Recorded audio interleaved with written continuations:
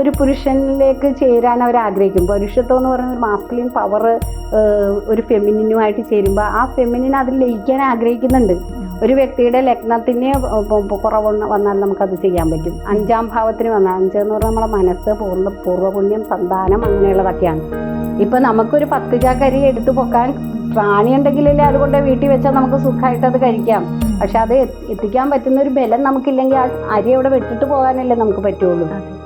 അപ്പം അങ്ങനെ നമുക്ക് ഇപ്പോൾ നമ്മുടെ ജീവിതത്തിൽ നമുക്ക് എന്താണോ നിഷേധിക്കപ്പെട്ടു പോയത് അതിനെ നമുക്ക് തീർച്ചയായിട്ടും ഒന്ന് ഉദ്ദീപിപ്പിച്ച്. ജ്യോതി മാഡം, ഈ ഭാഗ്യരത്നങ്ങൾ അണിഞ്ഞു കഴിഞ്ഞാൽ നമ്മുടെ ലക്കി ഫാക്ടർ, നമ്മുടെ ലൈഫിൻ്റെയും നക്ഷത്രവശാലൊക്കെയുള്ള ലക്കി ഫാക്ടർ ബൂസ്റ്റ് ആവും എന്ന് പറയുന്നുണ്ട്. അത് ശരിക്കും ഉള്ളതാണോ? തീർച്ചയായിട്ടും ലക്കി ഫാക്ടർ ഉയർത്താനായിട്ട് നല്ലൊരു കഴിവ്. പക്ഷെ അത് എല്ലാവർക്കും ഇപ്പം ശുക്രൻ മോശമാണ്, അല്ലെങ്കിൽ സാധാരണ ഒരാൾ വന്നിട്ട് ഒരു കടയിൽ ചെന്നിട്ട് എനിക്ക് നമ്മൾ കേട്ടിട്ടുണ്ട് ശുക്രൻ നന്നായാൽ എല്ലാം നന്നായി, ജീവിതത്തിൽ ആഡംബരം, കല, അങ്ങനെയുള്ള കാര്യങ്ങൾ, സൗന്ദര്യം, ഇതെല്ലാം, പ്രണയം, ഇതിലൊക്കെ സക്സസ് ഉണ്ടാവാൻ ശുക്രനാണ് എന്ന് പറഞ്ഞിട്ട് നമ്മൾ കടയിൽ പോയിട്ട് ഒരു ശുക്രൻ്റെ കല്ല് ഏതാന്ന് ചോദിക്കുക, അവരൊരു ഡയമണ്ട് നിന്നിട്ടുണ്ട് പോന്നാൽ ചിലപ്പോൾ വീടെത്തൂല. എന്താ വെച്ചാൽ ആ ശുക്രൻ നാരകസ്ഥാനത്തൊക്കെ നിൽക്കുന്നതാണെങ്കിൽ അതിനെ ബൂസ്റ്റ് ചെയ്ത് കൊടുക്കാൻ പാടില്ലാത്തതൊക്കെ ഉണ്ടാകും. അപ്പോൾ നമ്മൾ അങ്ങനെ അന്ധമായിട്ട് ഓരോ കല്ലുകൾ ഓരോ ഇതിനാണെന്ന് പറഞ്ഞിട്ട് ചുമ്മാ വാങ്ങിച്ചിടാൻ പാടില്ല. ശക്തമായ യോഗകാരകനായിട്ട് ഗ്രഹനില പരിശോധിക്കുക. നമ്മൾ ജനിക്കുന്ന സമയത്ത് നമ്മൾ എവിടെയൊക്കെയാണോ ഗ്രഹങ്ങൾ നിൽക്കുക ആ ഗ്രഹങ്ങൾ ചിലപ്പോൾ ലഗ്നാധിപൻ ഗ്രഹനിലയിലില്ല എന്നെഴുതിയിരിക്കുന്നത് നമ്മൾ 1ാം സ്ഥാനം. അതാണ് നമ്മൾ ഈ ഭൂമിയിൽ ജനിക്കുന്നത് എന്തിനു വേണ്ടിയാണ്, ഈ രൂപം, ഇപ്പം ഞാൻ ജ്യോതി എന്നുള്ള ഈ ഒരു ജീവിതം എനിക്ക് തന്നിട്ടുള്ളത് എന്തിനാണെന്നുള്ളത് ആ ലഗ്നത്തെ ഡിനോട്ട് ചെയ്താൽ അതിനെ സൂക്ഷ്മമായിട്ട് അസ്ട്രോളജി അറിയാവുന്ന ഒരു വ്യക്തി നോക്കിയാൽ അറിയാം അയാൾ എന്താണ്, അയാളുടെ സ്വഭാവം എന്തായിരിക്കും, അയാൾ ഈ ജീവിതത്തിൽ എന്തൊക്കെ ചെയ്തു കൂട്ടും, എന്തൊക്കെ ചെയ്യാനിരിക്കുന്നു എന്നുള്ളത് ആ ലഗ്നം എവിടെ നിൽക്കുന്നു, രാശി ഏതാണ്, ഭാവം ഏതാണ്, ആ ലഗ്നത്തിലേക്ക് നോക്കുന്നത് ആരാണ്, ലഗ്നാധിപന് ബലമുണ്ടോ, ഇങ്ങനെയുള്ള കാര്യങ്ങൾ നോക്കിയാൽ തീർച്ചയായിട്ടും അതറിയാൻ പറ്റും. അപ്പം ശരിക്കും ഇപ്പോൾ ചന്ദ്രനാണെന്നിരിക്കട്ടെ, അമാവാസിയിലാണ്, ഗ്രഹണ സമയത്താണ് വരുന്നത്, പക്ഷബലം ഇല്ലാത്ത ചന്ദ്രനാണ്. അത് അങ്ങോട്ട് ചിലപ്പോൾ അത് ലഗ്നാധിപനായിട്ടാണ് നിൽക്കുന്നത്. അങ്ങനെ വരുമ്പോൾ അങ്ങോട്ട് നോക്കുന്നതോ ഗുളികനോ കേതുവോ ഒക്കെ നോക്കുന്നു, അല്ലെങ്കിൽ ചന്ദ്രൻ്റെ ഒപ്പം കേതു നിൽക്കുന്നു, ഇങ്ങനെയൊക്കെ, അല്ലെങ്കിൽ ശനിയുടെ ദൃഷ്ടിയിൽ വരുന്നു, അല്ലെങ്കിൽ ശനിയുടെ രാശിയിൽ പോകുന്നു, ഇങ്ങനെയൊക്കെ കുറേ കാര്യങ്ങൾ അവിടെ വന്നു കഴിഞ്ഞാൽ ആ വ്യക്തിക്ക് തീർച്ചയായിട്ടും മനസ്സിനൊരു ബലം ഉണ്ടാവില്ല. അപ്പോൾ അയാളൊരു ചെറുതിലെയാണ് നമ്മൾ പറയും പേടിച്ചു തൂറി എന്ന് പറയും, അങ്ങനെയായിരിക്കും. കുറച്ചും കൂടി വലുതായി കഴിഞ്ഞാൽ ആ ഒരു പേര് നമുക്ക് ചേരാ, നമുക്കൊരു നാണക്കേടാണ്. കല്യാണം കഴിയുമ്പോൾ ഒരു പേടിച്ചു തൂറി ഭർത്താവിനെ കിട്ടിയാൽ എങ്ങനെ ഇരിക്കും? ഒരു ബലവും ഇല്ലാത്ത ഒരാൾ, ഒരു പാമ്പിനെ കണ്ട ഭാര്യയ്ക്ക് പിന്നെയും ധൈര്യമുണ്ട്, ഭർത്താവ് അയ്യോ എന്ന് പറഞ്ഞ് ഓടിപ്പോകുന്ന ഒരാളാണെങ്കിൽ, അങ്ങനെ ഒരു പാർട്ട്ണറാണ് വരുന്നതെങ്കിൽ തീർച്ച വന്നാലും ഇപ്പം ആണും പെണ്ണും ഒക്കെ തുല്യമാണെന്ന് നമ്മൾ എത്ര പറഞ്ഞാലും നമ്മുടെ ഭർത്താവിൽ നിന്ന് കുറച്ചൊരു മാസ്കുലിൻ ക്യാരക്ടർ നമ്മൾ പ്രതീക്ഷിക്കും. അയാൾ നമുക്കൊരു സ്ത്രീയുടെ ക്യാരക്ടർ അതാണ്. അതായത് തേന്മാവും മുല്ലവള്ളിയും എന്ന് പറയുന്ന പോലെ തന്നെയാണ് ഏത് വൈഭവമുള്ള സ്ത്രീ ആണെങ്കിലും, എത്ര അധികാരസ്ഥാനത്തിലിരിക്കുന്ന ആളാണെങ്കിലും അവരിലൊരു സ്ത്രൈണതയുണ്ട്. അത് ഒരു പുരുഷനിലേക്ക് ചേരാൻ അവർ ആഗ്രഹിക്കും. പുരുഷത്വം എന്ന് പറയുന്ന ഒരു മാസ്കുലിൻ പവർ ഒരു ഫെമിനിനുമായിട്ട് ചേരുമ്പോൾ ആ ഫെമിനിൻ അതിൽ ലയിക്കാൻ ആഗ്രഹിക്കുന്നുണ്ട്. അതിനു പകരം ഇയാളൊരു ഇതും ഇല്ലാത്ത, ഒരു ബലവും ഇല്ലാതെ, ഒരു തളർന്ന് ഇങ്ങനെ എല്ലാം പേടിച്ച് എല്ലാം ഇങ്ങനെ അമ്മയോട് ചോദിക്കട്ടെ അങ്ങനെയൊക്കെ പറയുന്ന ഒരാളാണെങ്കിൽ ആ സ്ത്രീ ഭയങ്കരമായിട്ട് വിഷമിക്കും. ആ കുട്ടിക്ക് ജീവിതത്തിൽ ഇയാളെ പറ്റി കുറ്റം പറയാനൊന്നുമില്ല, അയാൾ എന്നെ തല്ലിയെന്ന് പറയാൻ പറ്റില്ല, അയാൾ എന്നോട് ദേഷ്യപ്പെട്ടു എന്ന് പറയാൻ പറ്റില്ല, ഇതൊന്നും ഉണ്ടാവില്ല. പക്ഷെ നിങ്ങൾ സാറ്റിസ്ഫൈഡ് ആണോ എന്ന് ചോദിച്ചാൽ അവരല്ല. മനസ്സിലായോ? അപ്പം അങ്ങനെയൊക്കെയുള്ള ഒരു കേസ് വരികയാണെങ്കിൽ നമുക്ക് തീർച്ചയായിട്ടും അത് കുട്ടിയിൽ തന്നെ നമുക്ക് കണ്ടുപിടിക്കാൻ പറ്റും. കുട്ടിയായിരിക്കുമ്പോൾ തന്നെ ഗ്രഹനില പരിശോധിക്കുമ്പോൾ ഇയാൾക്ക് ഒരു ആത്മബലം ഇല്ലാത്തൊരു മനുഷ്യനാണ്, ലഗ്നം ഇങ്ങനെ ഒരു ബലമില്ലാത്ത അവസ്ഥയിലാണ് നിൽക്കുന്നത്. അങ്ങനെയൊക്കെ വന്നാൽ തീർച്ചയായിട്ടും നമുക്ക്, ചന്ദ്രനാണെങ്കിൽ നമ്മളപ്പോൾ എന്ത് പറയും, ഒരു മുത്തിട്ട് കൊടുത്തോളൂ എന്ന് പറയും. അപ്പോൾ അതിപ്പോൾ മുത്തിന് കിട്ടാൻ പാടാ. മുത്ത് ഇപ്പോൾ പലതരത്തിൽ ഉണ്ടാക്കുന്നുണ്ട്, ആർട്ടിഫിഷ്യലൊക്കെ വരുന്നുണ്ട്, കണ്ടാൽ തിരിച്ചറിയില്ല. അപ്പോൾ അതുകൊണ്ട് അതിട്ടാൽ ചിലപ്പോൾ ഫലം വന്നൊന്നിരിക്കില്ല. അപ്പോൾ നമ്മളിപ്പോൾ മുത്തിന് പറയാറില്ല, ചന്ദ്രകാന്തം പറയും.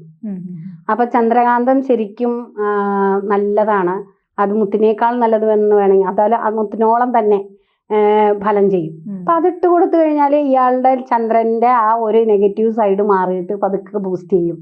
അയാളുടെ ആ ഒരു ആത്മബലമൊക്കെ വരാനും അങ്ങനെയൊക്കെ ഉള്ളൊരു കുറച്ചൊരു എന്താണോ കുറവ് അത് ശരിയായിട്ട് കിട്ടും. അപ്പം ലഗ്നത്തിനെ ശരിയാക്കുമ്പോൾ തന്നെ ഓവറോൾ തിങ്കിങ്ങും കാര്യങ്ങളും ഒക്കെ ലഗ്നാധിപൻ ബലമുള്ളവന സ്ഥാനത്ത് നിൽക്കുമ്പോൾ ആ വ്യക്തിക്ക് ഒരു വ്യക്തിപ്രഭാവം ഉണ്ടാവും, തീർച്ചയാണ്. അതുപോലെ തന്നെ സൂര്യൻ്റെതാണ് വരുന്നത്. സൂര്യനും ഇങ്ങനെ നീചരാശിയിൽ നിൽക്കുന്ന സമയത്ത് തുലാത്തിലെ സൂര്യന് ബലമില്ല. അപ്പോൾ ആ സമയത്തൊക്കെ അങ്ങോട്ടും ഇതുപോലെയൊക്കെ വന്നു കഴിഞ്ഞാൽ ആ വ്യക്തിക്ക് ഒരു സൂര്യനെ പോലെ കത്തിജ്വലിക്കേണ്ട ആളാണെങ്കിലും അയാൾ ഇങ്ങനെ ഒരു അവസ്ഥയിൽ മേടൻ രാശിയിലാണ് നിൽക്കണമെന്ന് വിചാരിച്ചു. അപ്പോൾ നല്ല രാശിയിലാണ് നിൽക്കുന്നത്, പക്ഷേ അവിടെ ഗുളികൻ്റെ ദൃഷ്ടിയോടുകൂടിയാണ് നിൽക്കുന്നത്, അല്ലെങ്കിൽ ആ ഭാവാധിപൻ പോയിട്ട് ഏതെങ്കിലും ദുസ്ഥാനത്താണ് നിൽക്കുന്നത്, അല്ലെങ്കിൽ കേതുവിൻ്റെ കൂടെയാണ് നിൽക്കുന്നത്, രവിയും കേതുവും കൂടിയാണ് നിൽക്കുന്നത്. അങ്ങനെയൊക്കെയുള്ള അതായത് കൂട്ടുകെട്ടുകൾ മോശമായിട്ടാണ് നിൽക്കുന്നത്. അപ്പം സൂര്യന് അതിൻ്റെ പ്രഭാവം കാണിക്കാൻ പറ്റാതെ വരും. അപ്പം നമ്മൾ എന്ത് ചെയ്യണം? സൂര്യനെ ഒന്ന് ബൂസ്റ്റ് ചെയ്ത് കൊടുക്കുക. മനസ്സിലായ? അപ്പോൾ ആ ലഗ്നാധിപൻ ആരാണ്? മേടത്തിൽ നിൽക്കുന്ന മേടൻ രാശിയുടെ അധിപൻ ആരാണ്? കുജനാണ്. അപ്പോൾ ആ കുജൻ എവിടെയാണ് പോയി നിൽക്കുന്നത്? അപ്പോൾ അതിനെ ഭരിക്കുന്നത് അങ്ങനെയൊക്കെ നോക്കിയിട്ടാണ് ഇത് ചെയ്യുന്നത്. അപ്പോൾ ജാതകത്തിൽ പൊതുവെ ഏതാണോ വീക്കായിട്ടിരിക്കുന്നത്, ഏത് ഭാവങ്ങൾ, അതിന് പ്രത്യേകതയുണ്ട്. 1, 5, 9 ഒരു വ്യക്തിയുടെ ലഗ്നത്തിന് കുറവ് വന്നാൽ നമുക്കത് ചെയ്യാൻ പറ്റും. 5-ാം ഭാവത്തിന് വന്നാൽ, 5 എന്ന് പറഞ്ഞാൽ നമ്മുടെ മനസ്സ്, പൂർവ്വപുണ്യം, സന്താനം, അങ്ങനെയുള്ളതൊക്കെയാണ്. പിന്നെ നമ്മുടെ 9 എന്ന് പറഞ്ഞാൽ ഭാഗ്യമാണ്. ഈ 3 സ്ഥാനങ്ങളിൽ ഗ്രഹങ്ങൾ വീക്കായിട്ട് നിൽക്കുകയാണെന്നുണ്ടെങ്കിൽ അത് എവിടെ? അതിൻ്റെ അപ്പം 5-ാം ഭാവാധിപൻ പോയിട്ട് 6-ൽ നിൽക്കുക, അതുപോലെ തന്നെ 5-ാം ഭാവാധിപൻ പോയിട്ട് 9-ൽ നിൽക്കുക. പക്ഷേ ആ 5-ൽ നിൽക്കുന്ന ഗ്രഹം മോശമാണ്, അല്ലെങ്കിൽ ആ 5-ാം ഭാവത്തിൻ്റെ അങ്ങോട്ട് നോക്കുന്ന ഗ്രഹം വേറെയാണ്. എന്നാൽ അത് മര്യാദക്ക് നിന്നാൽ 9-ലാണ് നിൽക്കുന്നത്, ഭാഗ്യം വരേണ്ടതാണ്. അപ്പോൾ നമുക്ക് 5-നെ പുഷ്ടിപ്പെടുത്തി കൊടുത്താൽ മതി. ഇപ്പോൾ ചന്ദ്രന്റെ കാര്യം പറഞ്ഞപ്പോൾ ഈ ചന്ദ്രന്റെ ബലം കുറയുമ്പോഴാണല്ലോ നമ്മൾ ഡിപ്രഷൻ പോലുള്ള കാര്യങ്ങളിലേക്ക് പോകുന്നത്. ചന്ദ്രനാണ് മനസ്സിന്റെ കാരകൻ. അതെ. അപ്പൊ ചന്ദ്രന് ബലമില്ലാത്ത ഒരു വ്യക്തിയെ നമുക്ക് കണ്ടാൽ അറിയാൻ പറ്റും. അയാൾക്ക് ആ ഗ്രഹനില നോക്കുമ്പോൾ ചന്ദ്രന്റെ അവസ്ഥ നോക്കിയാൽ മതി. അപ്പൊ അങ്ങനെയുള്ള ഒരു വ്യക്തിക്ക് എന്ത് രത്നക്കല്ലിട്ടാലാണ് ശരിയാവുക? ചന്ദ്രകാന്തം ഇടുക. അപ്പൊ അത് നോക്കണം നമ്മൾ. ഈ ചന്ദ്രൻ എങ്ങനെയാണ് നിൽക്കുന്നത്, ഏത് ഭാവത്തിലാണ്, എങ്ങനെയാണ്, അത് ഇട്ട് കൊടുത്താൽ നല്ലതാണോ? ഇപ്പൊ ലഗ്നാധിപനാണ്, ലഗ്നാധിപൻ 11-ൽ നിൽക്കുന്നു, ലഗ്നാധിപനായ ചന്ദ്രനാണ്, ആ ചന്ദ്രൻ വീക്കാണ്. അപ്പൊ അത് നല്ലപോലെ നിന്നാൽ ലഗ്നാധിപൻ 11 എന്ന് പറഞ്ഞാൽ ലാഭസ്ഥാനത്താണ് നിൽക്കുന്നത്. അയാൾക്ക് ലാഭം ധാരാളം ഉണ്ടാകേണ്ടതാണ്. പക്ഷെ ഇതിവിടെ വീക്കാണ്. ഇപ്പൊ നമുക്കൊരു 10 ചാക്ക് അരി എടുത്തു പൊക്കാൻ പ്രാണി ഉണ്ടെങ്കിലല്ലേ അതുകൊണ്ട് വീട്ടിൽ വെച്ചാൽ നമുക്ക് സുഖമായിട്ട് അത് കഴിക്കാം. പക്ഷെ അത് എത്തിക്കാൻ പറ്റുന്ന ഒരു ബലം നമുക്കില്ലെങ്കിൽ ആ അരി അവിടെ വിട്ടിട്ട് പോകാനല്ലേ നമുക്ക് പറ്റുള്ളൂ. അപ്പൊ നമ്മളതിനെ പ്രാപ്തനാകണം. നമ്മുടെ മനസ്സിന് അതിന് പ്രാപ്തി ഉണ്ടെങ്കിൽ മാത്രമേ നമുക്ക് ആ ലൈഫ് മുന്നോട്ട് കൊണ്ടുപോകാൻ പറ്റുള്ളൂ. അതിന് പ്രാപ്തി ഇല്ലാത്തൊരവസ്ഥയിലേക്ക് മനസ്സ് തളർന്നു പോകുന്ന, അല്ലെങ്കിൽ ഒരു ക്ഷീണചന്ദ്രന്റെ എല്ലാ നെഗറ്റീവ്സും ഉള്ള ഒരു വ്യക്തിയാണെങ്കിൽ അയാൾ ഡിപ്രഷനിലാകാം. അല്ലെങ്കിൽ ചിലപ്പോൾ അയാൾ ഇത് എന്താ പറയാ, മനസ്സിനൊരു വ്യക്തത ഇല്ലാത്ത ആളാകാം. കൺഫ്യൂഷൻ എപ്പോഴും അത് ചെയ്യണം, ഇത് ചെയ്യണം, അങ്ങനെ ചെയ്യണം. അപ്പോൾ എപ്പോഴും ഒരാളെ ഡിപ്പെൻഡ് ചെയ്തുകൊണ്ടിരിക്കും. അങ്ങനെയൊക്കെ. അപ്പൊ അയാൾ ആ ഡിപ്പെൻഡ് ചെയ്യുന്ന വ്യക്തി നല്ലതല്ല, അഡ്വൈസർ നല്ലതല്ലെങ്കിൽ നമ്മളുടെ ജീവിതം അടാടെ പോകും. അപ്പൊ അങ്ങനെയൊക്കെയുള്ള സമയത്ത് നമ്മൾ ലഗ്നത്തിന് ബലം കൊടുക്കുക. അപ്പൊ ആ ലഗ്നാധിപൻ എവിടെയാണ് പോയി നിൽക്കുന്നത്, ലഗ്നം എങ്ങനെയാണ്, അതിന് എന്താണ് ബലമില്ലാത്തത്? അപ്പൊ 1, 5, 9 ഭാവങ്ങളിൽ നിൽക്കുന്ന ഗ്രഹങ്ങൾക്ക് ബലമില്ലാതെ വരിക. അവര് യോഗകാരകനായിട്ട് നിൽക്കുകയാണെങ്കിൽ 4, 9 ഭാവത്തിന്റെ ഭാവാധിപനായിട്ടുള്ള ശുക്രൻ ചിലപ്പോൾ 11-ൽ പോയി നിൽക്കുക. അപ്പൊ അത് 4 എന്ന് പറഞ്ഞാൽ നമ്മുടെ കുടുംബമാണ്, മാതാവ്. 9 എന്ന് പറയുന്നത് നമ്മുടെ ഭാഗ്യമാണ്. ആ 4ഉം 9ഉം തരുന്ന ഭാഗങ്ങളിൽ നിൽക്കുന്ന ശുക്രൻ ബലം 11-ൽ കേതുവായിട്ടാണ് നിൽക്കുന്നതെന്ന് വിചാരിക്കുക.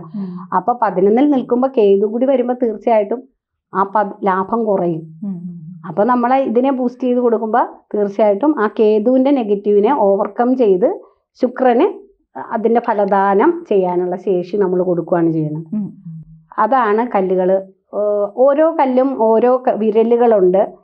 അത് ആ വിരലുകൾ ഡിനോട്ട് ചെയ്യുന്നുണ്ട്. ഇപ്പൊ ശുക്രന് വ്യാഴമാണ് ലഗ്നാധിപനായിട്ട് നിൽക്കുന്നത്. അവിടെ വ്യാഴത്തിന് ശക്തിയില്ലാത്ത, അല്ലെങ്കിൽ ഏതെങ്കിലും ഗുളിക യോഗം ചെയ്തു, അങ്ങനെ കേതുവിന്റെ യോഗം അങ്ങനെയൊക്കെ ഉണ്ടെങ്കിൽ നമ്മൾ ആ ലഗ്നത്തിനെ ബലപ്പെടുത്താൻ പറയുമ്പോൾ വ്യാഴത്തിൻ്റെത് യെല്ലോ സഫയറാണ്. അപ്പൊ അത് ഇടുന്ന കല്ലെന്ന് പറയുന്നത് ചൂണ്ടുവിരലായിരിക്കും. ആണുങ്ങൾക്കാണെങ്കിൽ വലത് കയ്യിൽ കൃത്യമായിട്ട് ആ വിരലിൽ തന്നെ. അതായത് ഓരോ കല്ലിനും ഓരോ ഗ്രഹത്തിനും ഓരോ കല്ലുകളുണ്ട്. അതുപോലെ തന്നെ ആ ഓരോ കല്ലുകൾക്കും ഓരോ വിരലുകളും ഉണ്ട്. ആ പ്രത്യേക നാഡിയിലൂടെ അത് കടന്നു പോകുമ്പോൾ സൂര്യരശ്മിയിൽ നിന്നാണ് ഇതെല്ലാം കല്ല് പിടിച്ചെടുക്കുന്നത്. അപ്പോൾ ആ നാഡിയിലൂടെ കടന്നു പോകുമ്പോഴും ആ പ്രത്യേക പെണ്ണുങ്ങൾക്കാണെങ്കിൽ ഇടത് കൈ, ആണുങ്ങൾക്കാണെങ്കിൽ വലത് കൈ, അങ്ങനെയാണ്. ഇപ്പോൾ യെല്ലോ സഫയർ ആണെങ്കിൽ ഇടത് കൈയിലെ ചൂണ്ടുവിരലിൽ തന്നെ ഇടണം, വേറെ ചെറുവിരലിൽ ഇട്ടാൽ ശരിയാവില്ല. പിന്നെ മോതിരവിരലിലെല്ലാം ഇടാമെന്ന് പറഞ്ഞാലും പൂർണ്ണതയിൽ എത്തണമെങ്കിൽ ആ പറഞ്ഞ പർട്ടിക്കുലർ വിരലിൽ തന്നെ ഇടണം. അവിടെയുള്ള നാടുകളിലൂടെ അതിനെ ഉദ്ദീപിപ്പിക്കുമ്പോഴാണ് ശരിയായ ശക്തി കിട്ടുന്നത്. അപ്പം അങ്ങനെ നമുക്ക് ഇപ്പോൾ നമ്മുടെ ജീവിതത്തിൽ നമുക്ക് എന്താണോ നിഷേധിക്കപ്പെട്ടു പോയത് അതിനെ നമുക്ക് തീർച്ചയായിട്ടും ഒന്ന് ഉദ്ദീപിപ്പിച്ച് അതിൽ നിന്ന് കിട്ടുന്ന ലാഭം അനുഭവിക്കുന്നത് നല്ലതല്ലേ.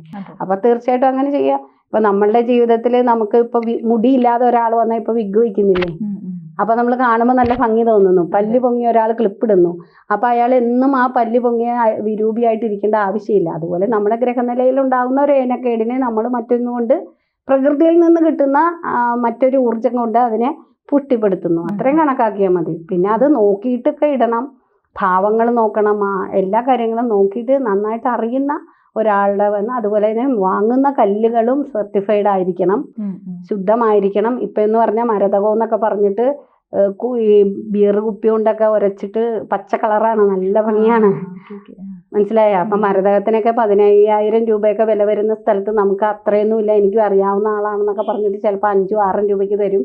അതിട്ട് കഴിഞ്ഞാൽ ചിലപ്പോൾ ഒരു ഗുണവും ഉണ്ടാവില്ല, കാരണം അത് കുപ്പിയല്ലേ. അതെ.